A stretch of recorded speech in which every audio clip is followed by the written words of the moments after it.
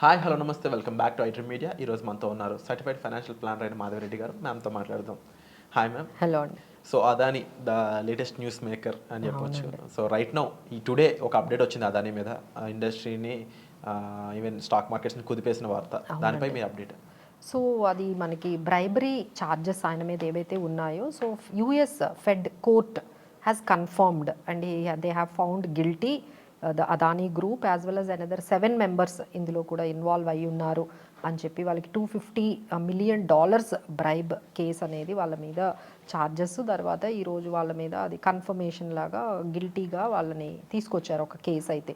So ఆ information ఇమీడియట్గా మనకి వచ్చిందండి. సో ఇండియాకి ఆ ఇన్ఫర్మేషన్ రాగానే సో అంటే మొత్తం అదానీ మార్కెట్ క్యాపే 2.65 lakh crore ఒక్క రోజులో వైపౌట్ అయిపోయింది మార్కెట్లో. అలానే ఆయన బిగ్గెస్ట్ ప్రమోటర్, ఆయనది కూడా 1.85 lakh crore అనేది వైపౌట్ అయింది. అలానే ఎఫ్ఐఐస్ ఈ కంపెనీస్లో అంటే అదానీవి 7-8 స్టాక్స్ ఉన్నాయండి. Adani enterprises, Adani power, Adani energy, Adani ports, Adani green energy, అలానే ఏసీసీ, అంబుజా, ఇలా అదానీకి సంబంధించిన అన్ని స్టాక్స్ 20% వరకు ఫాలో అవ్వడంతో ఎఫ్ఐఐస్ కూడా 34,000 crores పోగొట్టుకున్నారండి. అలానే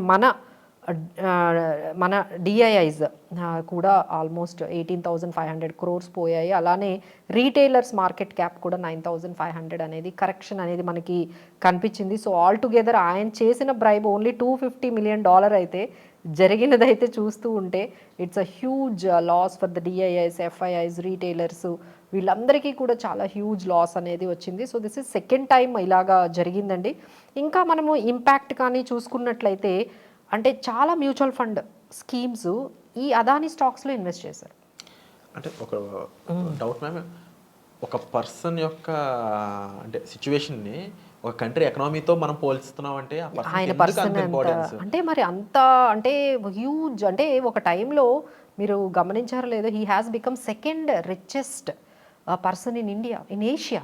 అంత హై అండ్ మరి అంత అంటే అన్ని కంపెనీస్ అండి. ఆల్మోస్ట్ మీరు పోర్ట్స్ చూసుకోండి, ఎంటర్ప్రైజెస్, తర్వాత సిమెంట్. సో ఆల్మోస్ట్ అంటే ఒక ఎకానమీకి ఏమేమి అవసరం అవుతాయి, ఇన్ఫ్రాస్ట్రక్చర్, ఎయిర్పోర్ట్స్, పోర్ట్స్, సిమెంట్, ఇవన్నీ.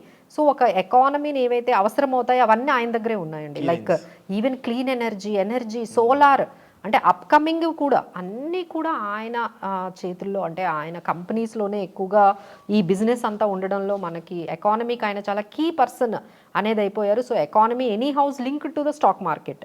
సో అందుకనే మనకి స్టాక్ మార్కెట్ మీద ఒక్కసారిగా ఈ ఇంపాక్ట్ అనేది మనకి కనిపించింది.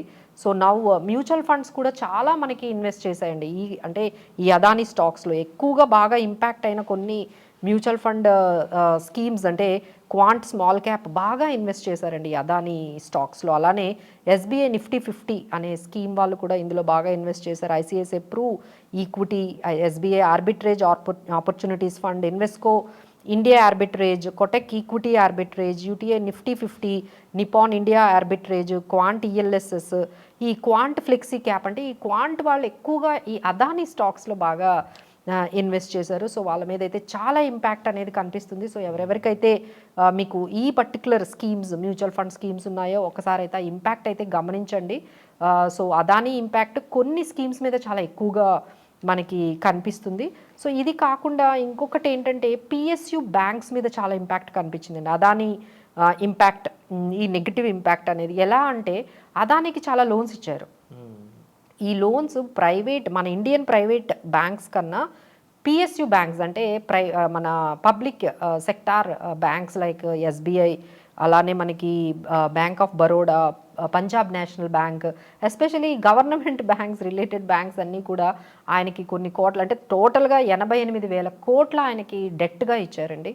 సో ఎప్పుడైతే ఈ న్యూస్ వచ్చిందో అలానే Moody has also given rating of negative to his bonds, వీటికన్నిటికీ కూడా నెగిటివ్ ఇచ్చారు. సో ఆ ఇంపాక్ట్తో ఈ పిఎస్యు బ్యాంక్స్ అన్నీ కూడా ఆల్మోస్ట్ ఒక 4 to 5% అయితే స్టాక్స్ అయితే కరెక్ట్ అయ్యండి, ఇంక్లూడింగ్ ఎస్బీఐ కానీ, మీరు bank of Baroda, Punjab national banks.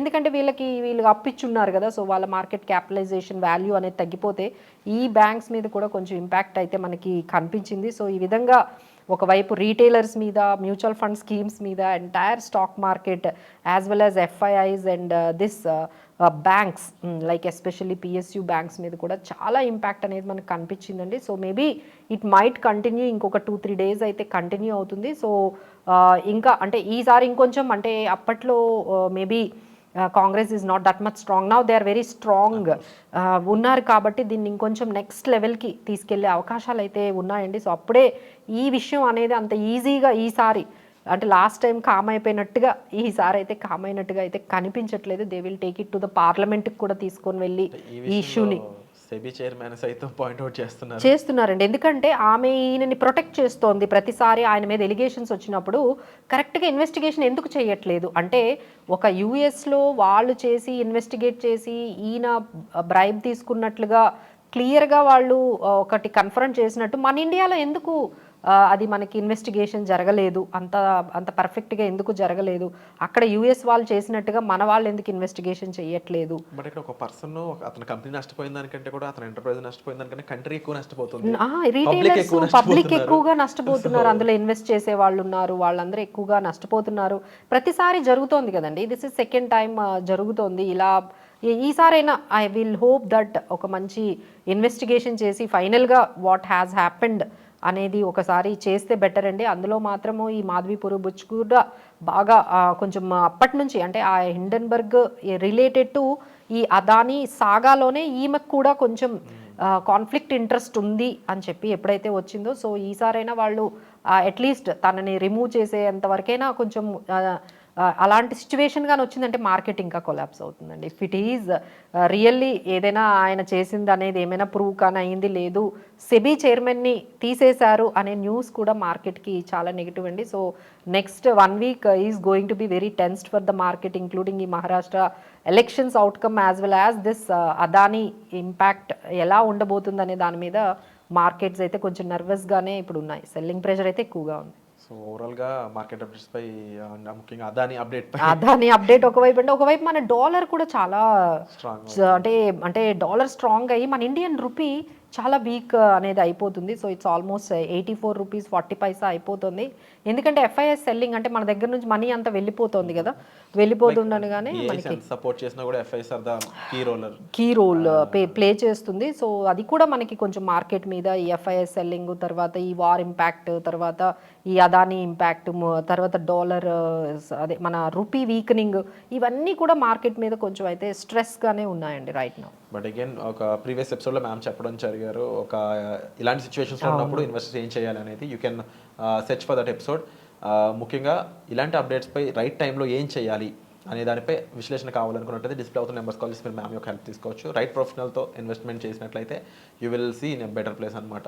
ఇక అది పక్కన పెడితే ఈరోజు మార్కెట్ అప్డేట్పై అదానీ అప్డేట్పై మీరేమనుకుంటున్నారు, మీరు జరిగిన విషయంలో ఎవరి సైడ్ నుంచి మీరు ఆలోచిస్తున్నారని తప్పకుండా కామెంట్ సెక్షన్లో మెన్షన్ చేయండి. సో డెఫినెట్లీ అంటే ఇంత నెగిటివ్ న్యూస్ వచ్చినా need not to be so panic, ఇవన్నీ జరుగుతూనే ఉంటాయి. బట్ ఎలాంటి డెసిషన్స్ తీసుకోవాలనేది ఒక ఎక్స్పర్ట్ ద్వారా తీసుకుంటే మంచిదండి. మీ ఓన్గా ఏదైనా ఒక ఫియర్తో అమ్మో ఏదో మార్కెట్లో జరిగిపోతుంది, ఎందుకంటే మీడియాలో చాలా ఎక్కువగా కొంచెం ఎగ్జాగరేట్ చేసి చూపిస్తూ ఉంటారు కదా, సో ఆ ప్యానిక్ సెల్లింగ్ జరగకుండా ఒకసారి ఎక్స్పర్ట్తో మీరు కూర్చొని మాట్లాడుకొని అప్పుడు డెసిషన్స్ తీసుకుంటే బాగుంటుంది. Wonderful ma'am, thank you so much. Thank you.